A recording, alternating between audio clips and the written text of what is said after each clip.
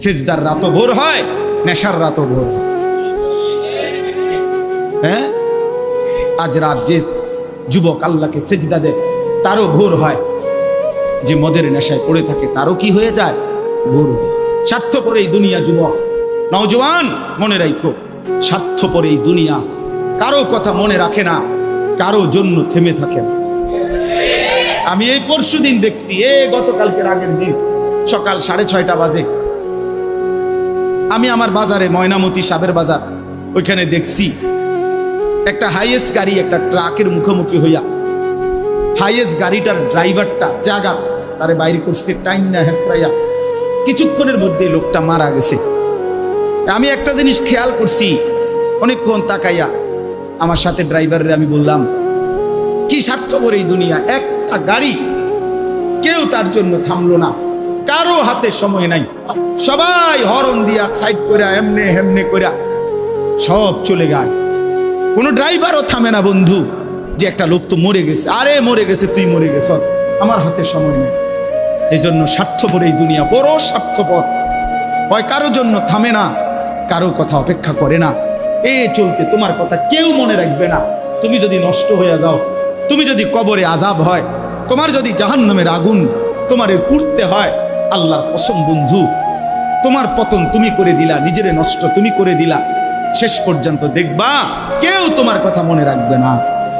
এই পৃথিবী ধোঁকা, ধোঁকা। চলো এই জন্য আল্লাহর দিকে ফিরে আসি। ইল্লা মান তাবা ওয়া আমানা ওয়া আমিলা সালিহান, আল্লাহ বলে যে গুনাহ ছেড়ে দিয়ে তওবা করলো, আমি আল্লাহকে বিশ্বাস করলো এবং পুনরায় আবার নেক আমল শুরু করে দিল, ফাউলাইকা ইয়াদখুলুনাল জান্নাহ, আমি আল্লাহ ওয়াদা দিলাম, আমি আল্লাহ তাদেরকে জান্নাতেই ঢুকায়া দেব। ওয়ালা ইউজলামুনা শাইআ, কোনো জুলুম করা হবে না এক বিন্দু। অর্থাৎ পেছনের গুনার জন্য আমি লজ্জা দেব না, বরং তওবা করার কারণে, ফিরে আসার কারণে, নতুন করে আবার নামাজ সেজদা বন্দিগি পাক পবিত্র জীবন চলার কারণে এখন থেকে নিয়ে বাকি জিন্দেগির আমলের বরকতে জান্নাত দিয়ে দেব। এই জন্য প্রিয় সন্তান, প্রিয় কিশোর, নওজওয়ান, যুবক, চলো ইনশাআল্লাহ বদলাইবার সিদ্ধান্ত নেই।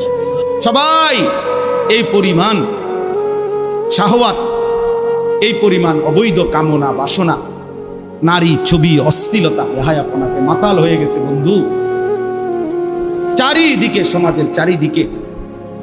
হজ্জের সফরে ছিলাম, যে কয়দিন যাই খোঁজ খবর নিছি, দেশের খবর একটাই, হত্যা, খুন, ধর্ষণ, নারী নির্যাতন।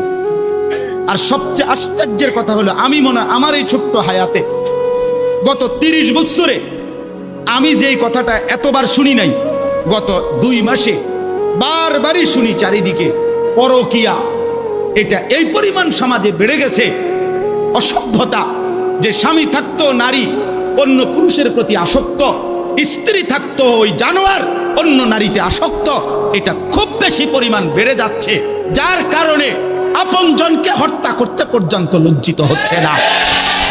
এর চাইতে বড় আশ্চর্য, আশ্চর্য বাংলাদেশে এর চাইতে বড়, এর চাইতে দুর্ধর্ষ হত্যার ঘটনাও 2 দিনে কি হয়ে যায় খবর বোঝা যায়। কিন্তু এখানে কেন বোঝা যাচ্ছে না? বোঝা যাচ্ছে এটা স্পষ্ট, আপনজনের এটা ধামাচাপা দেওয়ার জন্য সব রকমের প্রসেসিং করা হচ্ছে, সব প্রসেসিং করা হচ্ছে। অসহায় ইমাম মুয়াজ্জিনকে বেইজ্জতি কেউ করতে পারে নাই, কোন আলেমে দ্বীন ইনশাআল্লাহ বেইজ্জতি হবেও না ইনশাআল্লাহ। মনে রেখে, মনে রেখে, গতকালকে রাত্রেও আমাদের কুমিল্লায় গত 3 মাস আগে একজন আলেমে দ্বীনকে একজন প্রিন্সিপাল বেইজ্জতি করছিল, অপমান করে সামান্য অজুহাতে মসজিদ থেকে বিদায় করে দিছিল।